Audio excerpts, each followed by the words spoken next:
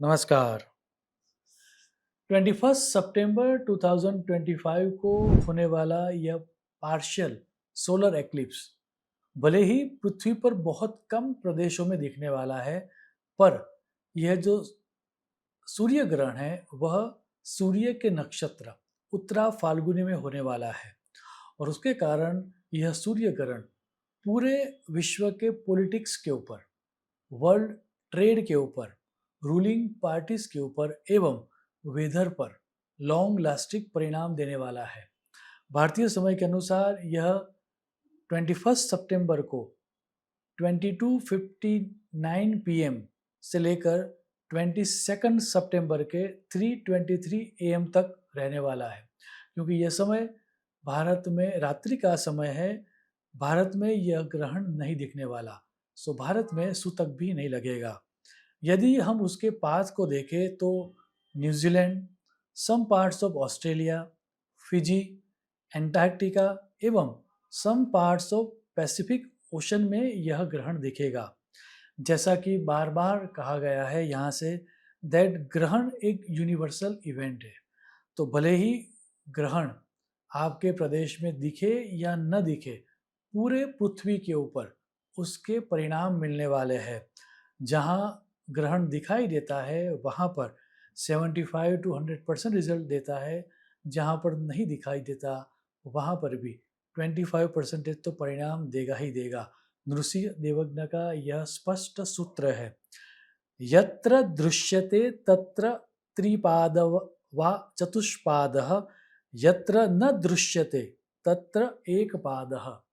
अब यदि हम इसको थोड़ा जूम करके समझे तो सर्वप्रथम तो ये जो ग्रहण है वह ग्रहण सूर्य के नक्षत्र उत्तरा फाल्गुनी में होने वाला है।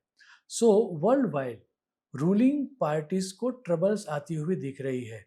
सदर्न हेमिस्फीयर के कुछ देशों में सत्ता परिवर्तन होता हुआ स्पष्ट दिख रहा है, जिसको ग्लोबल साउथ कहा जाता है। वैसी countries like Africa, Latin America, Asia एवं मिडल ईस्ट में पॉलिटिकल चेंजेस आता हुआ स्पष्ट दिख रहा है। एशिया का माहौल आने वाले 3 to 6 मंथ्स बड़ा ही अप्स एंड डाउन देने वाला रहेगा। मित्र देश दुश्मन देश बन जाएंगे और जो दुश्मन देश है वह शायद मित्र बन जाए, वैसे ट्रांसफॉर्मेशन होते हुए स्पष्ट दिख रहा है। इंडिया की ईस्टर्न साइड की countries like Bangladesh, Myanmar, China के बीच टेंशन हो या स्मॉल वॉर होता हुआ भी दिख रहा है। शांति प्रिय न्यूजीलैंड में पॉलिटिकल अनरेस्ट हो एवं अर्थक्वेक और सुनामी जैसे डिजास्टर होने की प्रबल संभावना दिख रही है। फिजी में भी कोई नेचुरल डिजास्टर होता हुआ दिख रहा है। यह ग्रहण सर्व पितृ अमावस्या के दिन एवं बुध की कन्या राशि में होने जा रहा है। सो वो इकोनॉमिकल चैलेंजेस देने वाला रहेगा। स्टॉक मार्केट में संभाल के इन्वेस्ट करने का या फिर ट्रेड करने का यह समय है।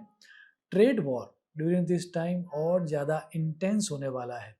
नेताओं के कंट्रोवर्शियल स्टेटमेंट के कारण सोशल मीडिया के ऊपर मीडिया वॉर जैसी सिचुएशन रहेगी, क्योंकि यह सूर्य ग्रहण एंटार्क्टिका को भी प्रभावित कर रहा है।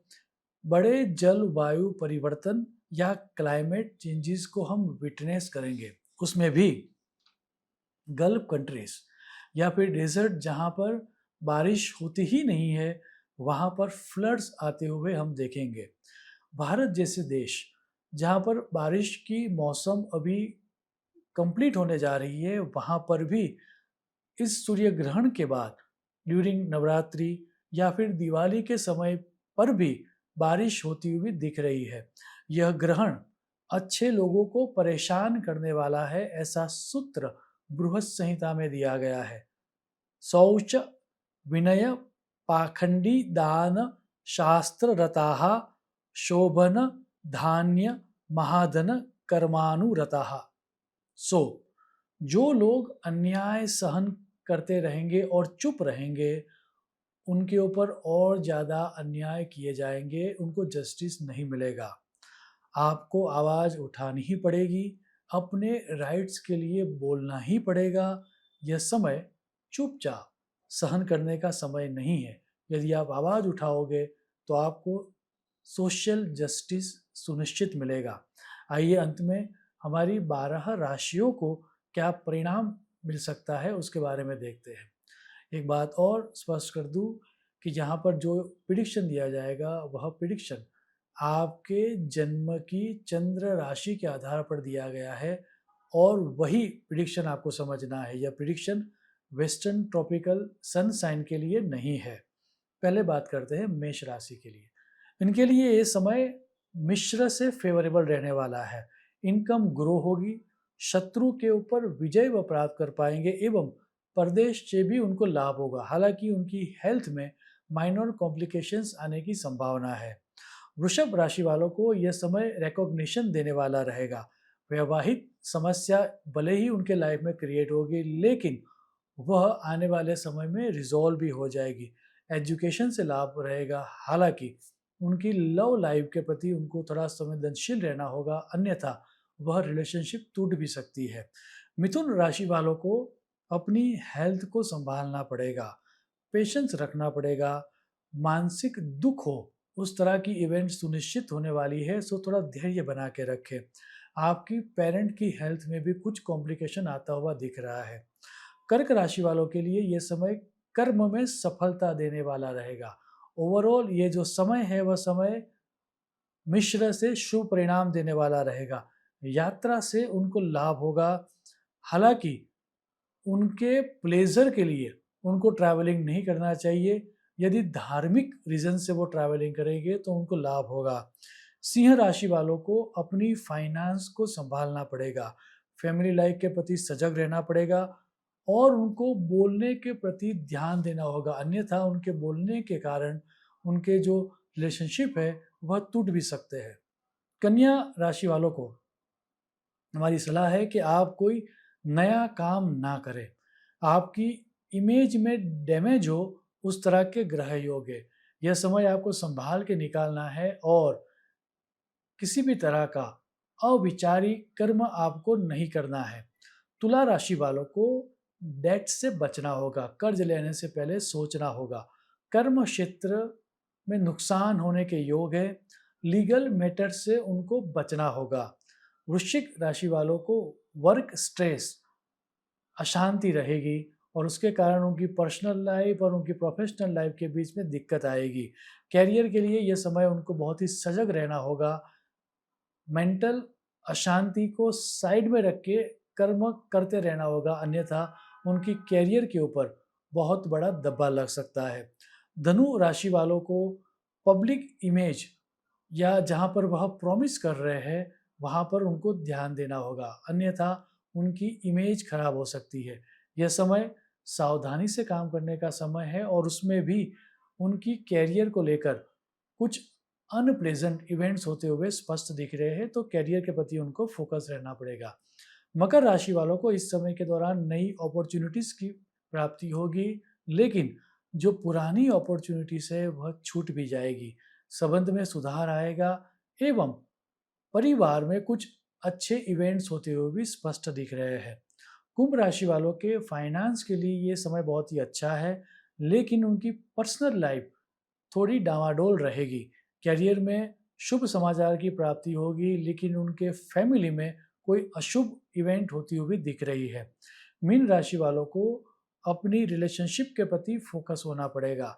नई चीज़ें स्टार्ट तो होगी लेकिन कुछ रुकावट के साथ, एंड दैट्स वाई थोड़ा बहुत फ्रस्ट्रेशन भी उनके मन में रहेगा। हालांकि उनकी लव लाइफ को लेकर उनको चिंता बनी रहेगी। लव लाइफ टिकेगी लेकिन कुछ अप्स एंड डाउन्स आते हुए स्पष्ट दिख रहे हैं। इस सोलर एक्लिप्स की नेगेटिविटी जो है या उसका जो इम्पैक्ट है वह 60 टू 120 डेज तक रहता है। सो 3 महीने से 6 महीने तक उसकी नेगेटिविटी रहती है। इसकी नेगेटिव इफेक्ट्स को दूर करने के लिए सूर्य की उपासना करने से लाभ होगा, सूर्य का मंत्र जाप करने से लाभ होगा एवं सूर्य नमस्कार योगिक जो क्रिया है वह करने से भी लाभ होगा। यदि कंप्लीटली सोलर एक्लिप्स की नेगेटिविटी को आपको दूर करना हो तो मेरा एक पुराना वीडियो है, how to reduce bad effects of eclipse, वो आप देखना। वह देखने से और उसमें दिखाए गए उपचारों को यदि आप करोगे तो आप सुनिश्चित सूर्य की नेगेटिविटी या सूर्य ग्रहण की नेगेटिविटी को दूर कर पाओगे। ओवरऑल हम सब के लिए ये समय जो है वह समय जिन जिन एरियाज को हमने इग्नोर किया है वहाँ पर ध्यान देने का समय है। शुभम भवतु। प्रणाम।